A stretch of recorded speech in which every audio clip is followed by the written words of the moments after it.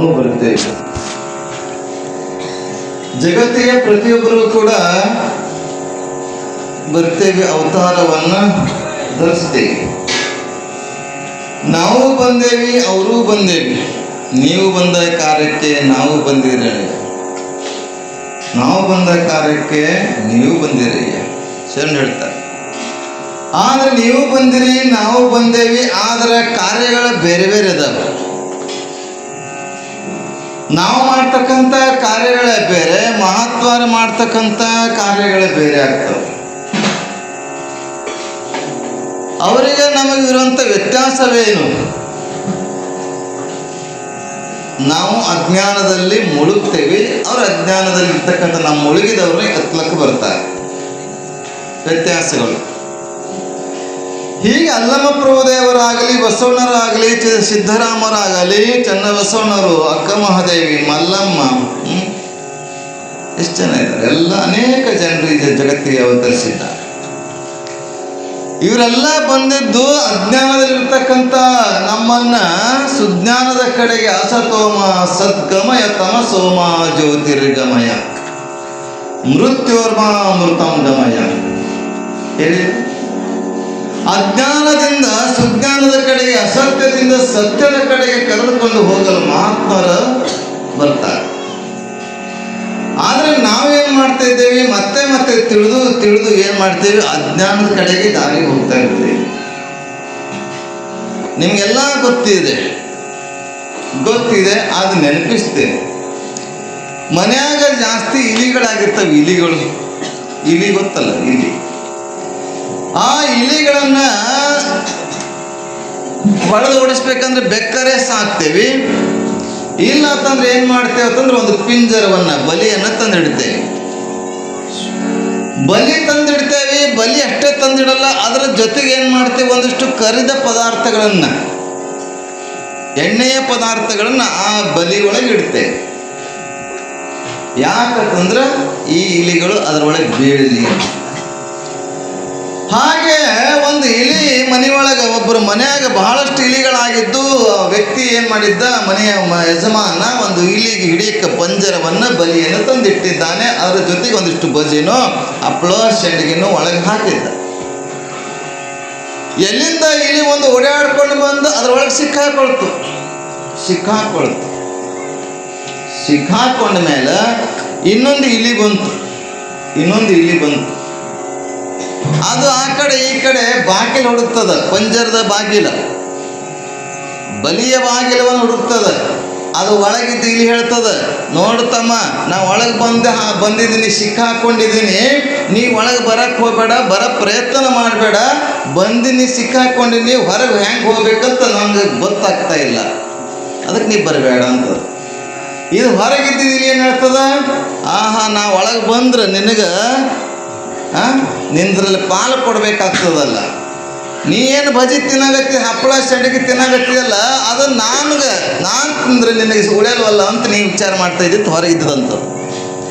ಹಾಗೂ ಹಿಂಗೆ ಹುಡುಕ್ಯಾಡಿ ಒಳಗೆ ಬಾಗಿಲು ನೋಡಿ ಒಳಗೆ ಹೋಗಿ ಬರ್ತದ, ಹೊರಗೆ ಬರೋಕ್ಕೆ ಆಗಲ್ಲ, ತಿಂತದ ಹೊರಗೆ ಬರೋಕ್ಕಾಗಲ್ಲ. ಅವಾಗಂತದ, ನಾ ಮೊದಲು ಹೇಳಿದ್ದೀನಿ ನಿನಗೆ, ಒಳಗೆ ಬರಬೇಡ, ಬಂದ್ರೆ ಹೊರಗೆ ಹೋಗೋಕ್ಕಾಗಲ್ಲ ಅಂತೇಳಿ. ಹಾಗೆ ಇವತ್ತು ಜಗತ್ತಿನಲ್ಲಿ ಏನಾಗಿದೆ ಅನ್ನೋದು, ಈ ಪರಮಾತ್ಮ ಇದು ಜಗತ್ತನ್ನುವಂಥ ಪಂಜರವನ್ನು ಮಾಡಿಟ್ಟಾನ, ಬಲಿ ಇಟ್ಟಾನ. ಈ ಬಲಿ ಒಳಗೆ ಹೆಣ್ಣು, ಹೊನ್ನು, ಮಣ್ಣು, ಗಂಡ, ಹೆಣ್ಣ, ಧನ, ಕನಕ, ವನಿತಾದಿಗಳು ವಸ್ತುಗಳೆಲ್ಲ. ಅದಕ್ಕೆ ಭೂಮಿ ನಿನ್ನದಲ್ಲ, ಹೇಮ ನಿನ್ನದಲ್ಲ, ಕಾಮಿ ನಿನ್ನವಳಲ್ಲ, ಇವೆಲ್ಲ ವಸ್ತುಗಳು ಈ ಪಿಂಜರದೊಳಗೆ ಹಾಕಿಟ್ಟಾನ ಪರಮಾತ್ಮ. ಆದರೆ ಅನುಭಾವಿಗಳು, ಜ್ಞಾನಿಗಳು, ಸಂತರು, ಶಿವಗಳು ಹೇಳ್ತಾರೆ, ಇದರ ಅನುಭವವನ್ನು ಮಾಡಿಕೊಂಡಂಥ ಶರಣ ಹೇಳ್ತಾರೆ, ಬರಬೇಡ ತಮ್ಮ, ಇದರೊಳಗೆ ಬೀಳಬೇಡ, ಇದು ನಿಂದಲ್ಲ. ಜಗತ್ತ ಸುಳ್ಳದ, ಬ್ರಹ್ಮ ಸತ್ಯದ ಅಷ್ಟೇ ಹೇಳ್ತಾರೆ. ಆದರೆ ನಾವು ಸ್ವಲ್ಪ ರುಚಿ ನೋಡ್ಬೇಕಲ್ಲ, ಹೆಂಗದ ನೋಡ್ರಿ ಗೊತ್ತಾಗ್ತಂತೇಳಿ ಮದುವೆ ಮಾಡ್ಕೊತೇವೆ, ಮಕ್ಕಳು ಹಡಿತೇವೆ, ಮನೆ ಕಟ್ತೇವೆ, ಹೊಲ ತೋಡ್ತೇವೆ, ಮನೆಯೆಲ್ಲ ಮಂದ್ರ ಮೇಲೆ ಒಂದು ಕಟ್ತೇವೆ, ಎಲ್ಲ ಮಾಡ್ತೇವೆ. ಕೊನೆಗೆ ಏನಿಲ್ಲಪ್ಪ, ಅಸ್ಥಿರಂ ಜೀವಿತಂ ಲೋಕೆ ಅಸ್ಥಿರಂ ಧನಂ ಯೌವನ ಅಸ್ಥಿರಂ ಭಾರ್ಯ ಪುತ್ರಶ್ಚ ಧರ್ಮ ಕೀರ್ತಿ ದ್ವಯಂ ಸ್ಥಿರಂ ಹೇಳಿಲ್ಲ. ಸಂಸಾರ ಎಂಬುವುದೊಂದು ಗಾಳಿಯ ಸೊಳಲು, ಸಿರಿ ಎಂಬುದೊಂದು ಸಂತಿ ಮಂದಿ ಕಂಡಯ್ಯ. ಇದನ್ನೆಚ್ಚಿ ಕೆಡಬೇಡ ಮರೆಯದೆ ಪೂಜಿಸು ಕೂಡಲ ಸಂಗಮ ದೇವನ. ಈ ಸಂಸಾರ ಎಂಬುದಂದ್ರೆ ಗಾಳಿಯ ಸೊಳರಿದೆ, ಸಿರಿ ಎಂಬುದು ಸಂತೆ ಮಂದಿ ಇದೆ. ಇದು ಯಾವಾಗ ಸಂತೆ ಇರ್ತದೆ ನೀವೆಲ್ಲ ಗೊತ್ತಿದ್ದಾರೆ. ಗುಣಕಿ ನಮ್ಮ ಊರಾಗ ಶುಕ್ರವಾರಕ್ಕೊಮ್ಮೆ 8 ಜನ ಇರ್ತದೆ ಅಲ್ಲಿ ಬಜಾರ್ದಾಗ. 1-4-5 ತಾಸು ಆದ್ಮೇಲೆ ಮತ್ತೆ ಖಾಲಿ ಯಾಕಿರಲ್ಲ ನೋಡೋಣಂದ್ರೆ. ಹಾಗೆ ಸಂಸಾರದಲ್ಲಿ ಹೆಂಗದಪ್ಪ, ಇದು ಪಿಂಜರ ಇದೆ, ಬಲಿ ಇದೆ, ಕೆಸರು ಇದೆ, ಗದ್ದಲ ಐತೆ, ಹೊಲಸದ, ಸ್ವಾತಂತ್ರ್ಯ ಸಮೃದ್ಧದಷ್ಟು ಸುಖ ದುಃಖದ, ಸಾಸಿವೆಷ್ಟು ಸುಖ ಅದ. ಹಾಗೆ ಮಹಾತ್ಮರಿಗೆ ನಮಗಿರುವಂಥ ವ್ಯತ್ಯಾಸ ಏನಂದ್ರೆ, ನಮ್ಮನ್ನು ಅಜ್ಞಾನದಲ್ಲಿ ಬೀಳ್ತಕ್ಕಂಥವ್ರು ಸಂಸಾರದಲ್ಲಿ ಬೀಳ್ತಕ್ಕಂಥ ನಮ್ಮನ್ನು ಏನು ಮಾಡ್ತಾನೆ ಎತ್ತಿ ಹಿಡಿತಾರೆ. ಆದರೆ ನಾವು ಮತ್ತೆ ಮತ್ತೆ ಕೇಳಲಾರದೆ, ಅವ್ರು ಹೇಳಿದ್ದಕ್ಕೆ ಕೇಳಲಾರದೆ ಏನು ಮಾಡ್ತೀವಿ, ಅದ್ರಾಗೆ ಬೀಳಕ್ಕೆ ಪ್ರಯತ್ನ ಮಾಡ್ತೀವಿ. ಆದರೆ ಗುರುಗಳಾದವರು, ಜ್ಞಾನಿಗಳಾದವರು, ಸಂತರಾದವರು, ಮಹಾತ್ಮರಾದವರು ದಾರಿ ತೋರಕ್ಕೆ ಬರ್ತಾರೆ. ಅದಕ್ಕೆ ಹೇಳ್ತಾರೆ, ಲೋಕದಂತೆ ಬಾರರು, ಲೋಕದಂತೆ ಇರರು. ಲೋಕದಂತೆ ಬಾರರು, ಲೋಕದಂತೆ ಬಾರರು, ಲೋಕದಂತೆ ಇರರು, ಲೋಕದಂತೆ ಹೋಗರು ನೋಡಯ್ಯ, ಪುಣ್ಯದಂತೆ ಬಪ್ಪರು, ಜ್ಞಾನದಂತೆ ಇಪ್ಪರು, ಮುಕ್ತಿಯಂತೆ ಹೋಗರು ನೋಡಯ್ಯ. ಗುರುಲಿಂಗ ದೇವ ನಿಮ್ಮ ಶರಣರು, ಉಪಮಾತೀತರಾಗಿ ಉಪಮಿಸಬಾರದು, ಉಪಮಾತೀತರಾಗಿ ಉಪಮಿಸಬಾರದು ಹೇಳ್ತಾರೆ. ಗುರುಲಿಂಗ ದೇವರು ವಚನ ಇದು. ಲೋಕದಂತೆ ಬಾರರು ಶರಣರು, ಲೋಕದಂತೆ ಇರೋರು ನಮ್ಮ ಹಂಗೆ ಬರಂಗಿಲ್ಲ ಅಂತ. ಆದ್ರೆ ನಮ್ಮಂಗೆ ಬರಲ್ಲ ಅಂತ ವಿಚಾರ ಮಾಡಿದ್ರೆ ಅವರಿಗೂ ಕಣ್ಣದವ, ಕಾಲವ, ಕೈಯವ, ನಮ್ಮಂಗೆ ಊಟ ಮಾಡ್ತಾರೆ, ನಮಗೆ ತಿಂತಾರೆ, ನಮ್ಮಂಗೆ ಮಲಗ್ತಾರ. ರಾಜನ ಮನೆಗೆ ಒಬ್ಬ ಸಂತ ಹೋಗಿದ್ದ. ಸಂತನನ್ನು ಕಂಡು ರಾಜ ಅತ್ಯಂತ ಗೌರವ ಆಧಾರಗಳಿಂದ ಅವನಿಗೆ ಸತ್ಕಾರ ಮಾಡ್ತಾನೆ. ಆಧಾರ ಆತಿಥ್ಯವನ್ನು ಮಾಡಿ ಭಾಳ ಸಂತೋಷದ ಬರ್ರಿ ಅಂತ ಅವರಿಗೆ ಸ್ವಾಗತ ಮಾಡಿ ಎಲ್ಲವನ್ನ ಮಾಡ್ತಾನೆ. ತನ್ನ ಮನೆಯಲ್ಲಿ ಅರಮನೆಯಲ್ಲಿ ಇಟ್ಕೊಳ್ತಾನೆ. 1 ದಿವಸ 2 ದಿವಸ ಇಟ್ಕೊತಾನೆ. ಎಲ್ಲವನ್ನ ಮಾಡಿ ಕೊನೆಗೆ 1 ದಿವಸ 2-3 ದಿವಸ ಆದ್ಮೇಲೆ ಒಂದು ಪ್ರಶ್ನೆ ಮಾಡ್ತಾನೆ ಗುರುಗಳಿಗೆ. ಗುರುಗಳೇ, ನಮಗೆ ನಿಮಗೆ ಏನು ವ್ಯತ್ಯಾಸ ಅನ್ನಿಸ್ತಾ ಇಲ್ವಲ್ಲ? ನಮಗೆ ನಿಮಗೆ ವ್ಯತ್ಯಾಸ ಅನ್ನಿಸ್ತಾ ಇಲ್ಲ. ನಿಮಗೂ ಕಣ್ಣ, ಕೈ, ಕಾಲುಗಳೆಲ್ಲ ಇಂದ್ರಿಯಗಳದಾವ, ನಮಗೂ ಕೈಕಾಲು ಇಂದ್ರಿಯಗಳೆಲ್ಲ ಇದ್ದಾವೆ. ನಾವು ಮಾಡ್ತಕ್ಕಂಥ ತಟ್ಟೆಯಲ್ಲಿ ಊಟ ಮಾಡಿದ್ರಿ, ನಾವು ಮಾಡಿದಂಥ ಅಡುಗೆನೇ ಊಟ ಮಾಡಿದ್ರಿ, ನಾವು ಮಲಗ್ತಕ್ಕಂಥ ಹಾಸಿಗೆ ಮೇಲೆ ಮಲಗಿದ್ರಿ. ನಮಗೆ ನಿಮಗೇನು ವ್ಯತ್ಯಾಸ ಅನ್ನಿಸ್ತಾ ಇಲ್ವಲ್ಲ? ನಮಗೂ ನಿಮಗೆ ಏನು ವ್ಯತ್ಯಾಸ ಅಂತ ರಾಜ ಕೇಳ್ತಾನೆ ಸ್ವಂತರಿಗೆ, ಮಹಾತ್ಮರಿಗೆ. ಆದರೂ ಆ ರಾಜ ಕೇಳಿದ ಪ್ರಶ್ನೆ ತಕ್ಷಣ ಏನು ಮಾಡ್ತಾರೆ ಅಂತಂದರೆ, ಅರಮನೆ ಬಿಟ್ಟು ಹೊರಡಕ್ಕೆ ಶುರು ಆಗ್ತಾರೆ, ಹೊರಬರ್ತಾರೆ. ಗುರುಗಳೇ, ನಾ ಪ್ರಶ್ನೆ ಕೇಳಿದ್ದ ನಮಗೂ ನಿಮಗಿರ್ತಕ್ಕಂಥ ವ್ಯತ್ಯಾಸ ಅಂತ ಅಷ್ಟು ಕೇಳಿದ ತಕ್ಷಣವೇ ನೀವು ಹೊರಡ್ತಾ ಇದ್ದೀರಲ್ಲ, ಮೌನವಾಗಿದ್ದು. ಹಾಗೆ ಮುಂದೆ ಗುರುಗಳು ಹೋಗ್ತಾ ಇದ್ದಾರೆ, ಹಿಂದೆ ರಾಜ ಹೇಳ್ತಾನೆ, ಗುರುಗಳೇ ನಾ ಏನು ಪ್ರಶ್ನೆ ಕೇಳ್ತೀನಿ ಉತ್ತರ ಕೊಡದೆ ಹಾಗೆ ಹೋಗ್ತಾ ಇದ್ದೀರಲ್ಲ, ನೀವು ಹಾಗೆ ಹೋಗ್ತಾ ಇದ್ದೀರಲ್ಲ. ಆಗ ಒಂದಿಷ್ಟು ವಿಜಾಪುರ ಹತ್ತಿರ ತಕ್ಕ ಹೋಗೋರು, ಒಂದು 4-5 ಕಿಲೋಮೀಟರ್ ಹೋಗಿರಬಹುದು. ಏನು ಗುರುಗಳೇ ನಾ ಪ್ರಶ್ನೆ ಕೇಳಿದ್ದು, ನೀವು ಹೋಗ್ತಾ ಇದ್ರಲ್ಲ, ನೀವು ಹೇಳ್ತಿರೋ ಬಿಡ್ತಿರೋ ಗೊತ್ತಿಲ್ಲ, ನನಗಲ್ಲಿ ಹೆಂಡತಿ ಮಕ್ಕಳು ಬಂಧನ ಅದ, ನನಗೆ ಅವರು ಕಟ್ಟಿ ಹಾಕ್ಯಾರ, ನಾನು ಅವ್ರ ಕಡೆ ಹೋಗಬೇಕು, ನನಗೆ ಎಳಿತದ ಅಂತ ಹೇಳ್ತಾರೆ. ಆಗ ಗುರುಗಳು ಮಾತಾಡ್ತಾರೆ, ನೋಡು ನಿನಗೆ ಎಳೆಗತ್ತೈತಲ್ಲ, ಅರಮನೆ ಎಳೆಗತ್ತೈತಿ, ಹೆಂಡತಿ ಎಳೆಗತ್ತದ, ಮಕ್ಕಳು ಎಳೆಗತ್ತದ, ಅಧಿಕಾರ ಎಳೆಗತ್ತದ, ನನಗೆ ಯಾವುದೂ ಎಳೆದಿಲ್ಲ, ನನಗೆ ಯಾವುದೂ ಎಳೆಯಂಗಿಲ್ಲ. ನಿನಗೆ ಎಳೆಗತ್ತದ ತಂದ್ರೆ ಅದೇ ನೋಡು ನನಗೆ ನಿನಗೆ ವ್ಯತ್ಯಾಸ. ನಿನಗೆ ಎಳೀತದ, ನನಗೆ ಎಳಂಗಿಲ್ಲ. 1 ತಿಂಗಳ ನಾನು ಊರು ಬಿಟ್ಟು ಮಠ ಬಿಟ್ಟು ಬಂದಿರತ್ತಂದ್ರೆ ನನಗೆ ಎಳೆದಿಲ್ಲ. ನೀವು ಒಂದು 2 ದಿವಸ ಬರ್ರಿ ಪ್ರವಾಸಕ್ಕಂದ್ರೆ ನಮ್ಗೆ ಬಿಟ್ಟು ಬರೋಕ್ಕಾಗಲ್ಲ. ಈ ಹೊಲಕ್ಕೆ ಹೋಗ್ಬೇಕ್ರಿ, ಆಕಳು ನೀರು ಕಳಿಸ್ಬೇಕ್ರಿ, ಹೆಂಡ್ತಿನ ಇಲ್ಲ ಮಕ್ಕಳನ್ನ ಸಾಲಿ ಕಲಿಸ್ಬೇಕ್ರಿ, ಎಳೀತದ. ಮಹಾತ್ಮರಿಗೆ ಎಳಂಗಿಲ್ಲ, ಸಂತರಿಗೆ ಸಾಧುಗಳಿಗೆ ಎಳಂಗಿಲ್ಲ. ನಿಮ್ಗೆ ಹೇಳ್ತೀನಿ, ನೀವು ಎಲ್ಲ ರೈತರಿದ್ದೀರಿ, ನೀವು ಮುಂಜಾನೆ ಆಕಳನೋ ಎಮ್ಮಿನೋ ಎತ್ತನೋ ಹಗ್ಗ ಹಿಡ್ಕೊಂಡು ಹಗ್ಗ ಕಟ್ಕೊಂಡು ಹೊಲಕ್ಕೆ ಹೋಗ್ತಾಯಿದ್ದೆ. ಹಗ್ಗ ಕಟ್ಕೊಂಡು ಎತ್ತಿಗೆ ಹಗ್ಗ ಕಟ್ಟಿರಿ, ಎಳ್ಕೊಂಡು ಹೊಲಗಿತ್ತೀರಿ, ಹೊಲಕ್ಕೆ ನಡೆದಿರಿ. ಆದ್ರೆ ನಾ ಪ್ರಶ್ನೆ ಏನಂತಂದರೆ, ಹಗ್ಗ ನಿಮಗೆ ಅದು ಕಟ್ಟೋದು, ಅದು ನಿಮ್ಗೆ ಹಗ್ಗ ಕಟ್ಟೋದು ಅನ್ನುವಂಥ ಪ್ರಶ್ನೆ. ಏನ್ರಿ ಗುರುಗಳು, ಕಣ್ಣಿಗೆ ಕಾಣ್ತದಲ್ಲ, ನಾವೇ ಅದಕ್ಕೆ ಕಟ್ಟೇವಿ ಅಂತೀವಿ, ನಾವೇ ಅದಕ್ಕೆ ಕಟ್ಟೇವಿ ಅಂತೀವಿ. ಆದ್ರೆ ಅಲ್ಲ, ಅದೇ ನಿಮಗೆ ಕಟ್ಟ್ಯಾರ. ಅದೇ ನಿಮಗೆ ಕಟ್ಟ್ಯಾದಂದ್ರೆ ಒಂದು ಸಲ ಬಿಚ್ಚಿ ನೋಡ್ರಿ, ಹಗ್ಗ ಬಿಚ್ಚಿ ನೋಡ್ರಿ, ಎದರಿಂದ ಯಾರು ಓಡ್ತಾರಂತ ಗೊತ್ತಾಗ್ತದೆ. ಬಿಚ್ಚಿದ ಕೂಡಲೇ ಅದು ಓಡಕ್ಕೆ ಶುರು ಮಾಡ್ತದೆ, ಅದರಿಂದ ನಾವು ಓಡ್ತೇವೆ. ಆಗ ಸಂಸಾರಕ್ಕೆ ಏನದು, ನೀವು ಅದಕ್ಕೆ ಕಟ್ಟಿಲ್ಲ, ಅದು ನಿಮ್ಗೆ ಕಟ್ಟ್ಯದ.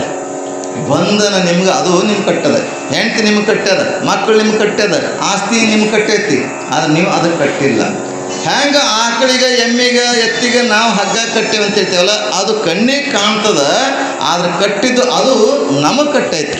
ಹೆಂಗೆ ಪಂಜರದೊಳಗೆ ಇಲ್ಲಿ ಸಿಕ್ಕಾಕೊಂಡದೋ ಹಾಗೆ ನಾವು ಬಂಧನಕ್ಕೆ ಒಳಗಾಗಿರ್ತೇವೆ. ಅಂಥ ಬಂಧನವನ್ನು ಬಿಡಿಸಲಗೋಸ್ಕರವೇ ಮಹಾತ್ಮರು ಬರ್ತಾರೆ. ಅಲ್ಲಮ್ಮ ಪ್ರಭು ಬಂದಿದ್ದಾನೆ. ಇಲ್ಲಿ ಬಸವಣ್ಣ, ಚನ್ನಬಸವಣ್ಣ, ಅಲ್ಲಮ್ಮ, ಅಕ್ಕ ಮಹಾದೇವಿ, ಸಿದ್ದರಾಮ, ಮೊಳಗೆ ಮಾರಯ್ಯ, ಅಂಬಿಗರ ಚೌಡಯ್ಯ, ಹಡಪದಪ್ಪಣ್ಣ, ಡೋಹರ ಕಕ್ಕಯ್ಯ ಎಲ್ಲ ಶರಣರ ಜೊತೆಗೆ ಇದ್ದು ಅವರಿಗೆ ಮಾರ್ಗೋಪದೇಶವನ್ನು ಮಾಡ್ತಾ ಇದ್ದಾರೆ. ಅನೇಕ ವಚನಗಳ ಮೂಲಕ ಅನುಭವವನ್ನು ಹಂಚಿಕೊಂಡು ಇಡೀ ಜಗತ್ತಿನಲ್ಲಿ ಕನ್ನಡ ಸಾಹಿತ್ಯದ ಚರಿತ್ರೆಯಲ್ಲಿ ವಚನ ಎನ್ನುವಂಥ ಹೊಸ ಸಾಹಿತ್ಯವನ್ನು ಕಂಡುಕೊಂಡರು. ವಚನ ಸಾಹಿತ್ಯ ಇರಲಿಲ್ಲ, ಆಮೇಲೆ ವಚನ ಸಾಹಿತ್ಯ ಅನ್ನುವಂಥದ್ದು ಒಂದು ಹೊಸ ಸಾಹಿತ್ಯವನ್ನು ಹುಟ್ಕೊಳ್ತು. ಅಂಥ ವಚನಗಳನ್ನು ನಮಗೆ ಇನ್ನೂ ವಚನ ಮಾಡ್ಕೊಳಕ್ಕೆ ಆಗುತ್ತಾ ಇಲ್ಲ. ವಚನ ಎಲ್ಲ ಹೇಳ್ತೇವೆ, ಎಲ್ಲರೂ ವಚನ ಹೇಳ್ತೇವೆ. ಅಂಥ ವಚನಕಾರರಲ್ಲಿ ಅಗ್ರಗಣ್ಯ ಅಲ್ಲಮ್ಮ ಪ್ರಭು. ಆತ ಬಂದದ್ದು ಲೋಕದಂತೆ ಬಂದಿಲ್ಲ, ಲೋಕದಂತೆ ಇರಲ್ಲ. ಪುಣ್ಯದಂತೆ ಬಪ್ಪರು, ಜ್ಞಾನದಂತೆ ಇಪ್ಪರು. ಅವ್ರ ಪುಣ್ಯ ನಮ್ಗೆ ಹೆಂಗದ ನೀವು ಹೇಳ್ತೇವೆ, ನಮ್ಮ ಆಧ್ಯಾತ್ಮಿಕ ಶಾಸ್ತ್ರದಲ್ಲಿ ಹೆಂಗಂದ್ರೆ, ಪುಣ್ಯರೇ ಮಾಡು, ಪಾಪರೇ ಮಾಡು. ಪುಣ್ಯ ಮಾಡಿದ್ರೆ ಸ್ವರ್ಗ ಲೋಕವನ್ನು ಹೊಂತೇವೆ, ಪಾಪ ಮಾಡಿದ್ರೆ ನರಕವನ್ನು ಹೊಂತೇವೆ. ಆಮೇಲೆ ಅಲ್ಲಿ ಪುಣ್ಯ ತೀರ್ತು ಅಂದ್ರೆ ಮತ್ತೆ ಈ ಲೋಕಕ್ಕೆ ಬರಬೇಕು, ಪಾಪ ತೀರ್ತು ಅಂದ್ರೆ ಮತ್ತೆ ಈ ಲೋಕಕ್ಕೆ ಬರಬೇಕು. ಆದರೆ ಪುಣ್ಯನೂ ಬೇಡ, ಪಾಪನೂ ಬೇಡ, ಅವೆಲ್ಲ ಮೀರಿ ನಿಲ್ಲುವಂಥದ್ದೇ ಒಂದು ಆಧ್ಯಾತ್ಮಿಕ ಲೋಕ, ಜ್ಞಾನದ ಲೋಕ. ಅಂಥ ಲೋಕದಲ್ಲಿ ನಾವು ಮಹಾತ್ಮರು ನಮ್ಮ ಬಂಧನವನ್ನು ಕಳೆಯಲಿಗೋಸ್ಕರ ಬರ್ತಾರೆ. ಒಂದು ಕೋಟೆ ಒಳಗೆ, ಒಂದು ರಾಜ್ಯದಲ್ಲಿ ಒಂದು ಕೋಟೆ, ಒಂದು ರಾಜ್ಯ. ಆ ರಾಜ್ಯದಲ್ಲಿ ಕೋಟೆ ಗೋಡೆ ಇರ್ತದೆ. ವಿಜಯಪುರ ನೋಡಿ, ಕೋಟೆ ಹೊರಗೆ ವಿಜಯಪುರ ಇರಲಿಲ್ಲ, ಕೋಟೆ ಒಳಗೆ ಅಷ್ಟೇ ಇತ್ತು ವಿಜಯಪುರ. ಆ ಕೋಟೆಗೆ ಒಂದೇ ಬಾಗಿಲು. ಆ ಕೋಟೆಯಲ್ಲಿ, ಆ ರಾಜಧಾನಿಯಲ್ಲಿ ಒಬ್ಬ ಭಿಕ್ಷುಕ ಕುರುಡ ಇದ್ದ. ಕುರುಡ ಭಿಕ್ಷುಕ ಹಲವಾರು ವರ್ಷ ಹುಟ್ಟಿನಿಂದ ಅಲ್ಲೇ ಹುಟ್ಟಿ, ಅಲ್ಲೇ ಬೆಳೆದು, ಅಲ್ಲೇ ಒಂದಿಷ್ಟು ಭಿಕ್ಷೆ ಮಾಡಿ ತನ್ನ ಜೀವನ ಸಾಗಿಸ್ತಾ ಇದ್ದ. ಅವನಿಗೆ ಒಂದು ಸಲ ವಿಚಾರ ಬರ್ತದೆ, ನಾ ಎಷ್ಟು ವರ್ಷ ಅಂತ ಈ ಊರಲ್ಲಿ, ಈ ರಾಜ್ಯದಲ್ಲಿ ಇರಲಿ, ಬೇರೆ ರಾಜ್ಯಕ್ಕಾದ್ರೂ ಹೋಗಿ ಭಿಕ್ಷೆ ಮಾಡೋಣ, ಈ ಊರಲ್ಲಿದ್ದು ನನಗೆ ಸಾಕಾಗಿದೆ ಅಂತ ವಿಚಾರ ಮಾಡ್ತಾನೆ. ಬೇರೆ ರಾಜ್ಯಕ್ಕೆ ಹೋಗ್ಬೇಕಂತಾನೆ. ಆದರೆ ಹೋಗ್ಬೇಕಾದ್ರೆ ಕಣ್ಣು ಕಾಣಂಗಿಲ್ಲ, ದಾರಿ ಕಾಣಂಗಿಲ್ಲ, ಬಾಗಿಲು ಒಂದೇ ಇರೋದು, ಹೆಂಗೆ ಹೋಗ್ಬೇಕು ಅಂತ ಗೊತ್ತಾಗಲ್ಲ. ಅದಕ್ಕೆ ಎದುರುಗಡೆ ಒಬ್ಬ ಯಾವ ವ್ಯಕ್ತಿ ಹೋದಂಗೆ ಕಾಣ್ತದ. ಅಣ್ಣವ್ರು ಯಾರಿದ್ದೀರಿ, ಎದುರುಗಡೆ ಯಾರಿದ್ದೀರಿ, ಕಾಣ್ತಾ ಇಲ್ಲ, ನಾನು ಸ್ವಲ್ಪ ಈ ಬಾಗಿಲನ್ನು ಇದನ್ನು ದಾಟಬೇಕು, ಈ ರಾಜ್ಯವನ್ನು ದಾಟಬೇಕು, ಬೇರೆ ರಾಜ್ಯಕ್ಕೆ ಹೋಗಬೇಕು, ಸ್ವಲ್ಪ ದಾರಿ ತೋರಿಸ್ತೀರಿ ಅಂತ ಕೇಳಿದಾಗ ಅವಂತಾನೆ, ನಾ ಅಲ್ಲಿ ತನಕ ಬಾಗಿಲು ತನಕಂತೂ ಬರೋಕ್ಕಾಗಲ್ಲ, ಈ ಗೋಡೆ ಅದ, ಕೋಟೆಯ ಗೋಡೆ ಇದೆ, ಈ ಗೋಡೆಯನ್ನು ಕೈ ಹಿಡ್ಕೊಂಡು ಹೋಗು, ಗೋಡೆಯನ್ನು ಕೈ ಹಿಡ್ಕೊಂಡು ಹೋಗು, ಬಾಗಿಲು ಬರ್ತದೆ, ಬಾಗಿಲು ಬಂದ ಕೂಡಲೇ ಹೊರಗೆ ಹೋಗ್ಬೋದು ಅಂತ ಆ ವ್ಯಕ್ತಿ ಏನು ಮಾಡ್ತಾನೆ, ಗೋಡೆ ಕೈ ಹಚ್ಚಿ ಹೇಳ್ತಾನೆ. ಆಗಲಿ ಅಂತ ಗೋಡೆ ಹಿಡ್ಕೊಂಡು ಬರ್ತಾನೆ. ಇನ್ನೇನು ಬಾಗಿಲು ಬಂತು ಅಂದ ತಕ್ಷಣ ಏನು ಮಾಡ್ತತಿ, ಕೈಗೊಂದಿಷ್ಟು ಮೈಗೊಂದಿಷ್ಟು ಕಜ್ಜಿ ಹತ್ತಿರ್ತದೆ, ತುರಿಕೆ ತಿಂಡಿ ಕೊಡಕ್ಕೆ ಶುರು ಮಾಡ್ತಿರ್ತಾರೆ. ಅವನು ಗಾಡಿಯ ಕೈ ಬಿಟ್ಟು ತುರ್ಸ್ಕೊಂಡು ಶುರು ಮಾಡ್ತಾನೆ. ಮೈ ಕೈ ಎಲ್ಲ ತಿಂಡಿ ಕೊಡ್ತತಿ, ತುರ್ಸ್ಕೊಂತ ಮುಂದಕ್ಕೆ ಹೋಗ್ತಾನೆ, ಮತ್ತೆ ಕೈ ಹಿಡಿತಾನೆ, ಮತ್ತೆ ಕೈ ಹಿಡಿದು ಹಿಂಗೆ ಬರ್ತಾ ಇರ್ತಾನೆ. ಮತ್ತೆ ಇನ್ನೇನು ಬಾಕಿಲು ಬತ್ತು ಅನ್ನೋದ್ರಲ್ಲಿ ಮತ್ತೆ ಕೈ ಬಿಟ್ಟು ಏನು ಮಾಡ್ತಾನೆ, ತುರ್ಸ್ಕೋತ ಮುಂದೆ ಹೋಗ್ತಾನೆ.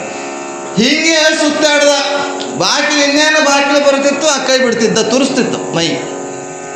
ಹಾಗೆ ನಮ್ಮ ಪರಿಸ್ಥಿತಿ ಏನಾಗಿರುತ್ತೆ ಕೇಳಿದ್ರೆ, ಒಂದಲ್ಲ ಎರಡಲ್ಲ ಮೂರಲ್ಲ ನಾಲ್ಕಲ್ಲ 84 ಲಕ್ಷ ಜೀವರಾಶಿಗಳಿಗೆ ಮುಂದೆ ಬಂದೆ ಉಣಬಾರದ ಭವನ್ಗಳನ್ನು ಉಂಡೆ ಉಂಡೆ ಹಿಂದಣ ಏನಾದರೂ ಆಗಲಿ ಮುಂದೆ ನೀ ಕರುಣಿಸ ಚನ್ನ ಮಲ್ಲಿಕಾರ್ಜುನ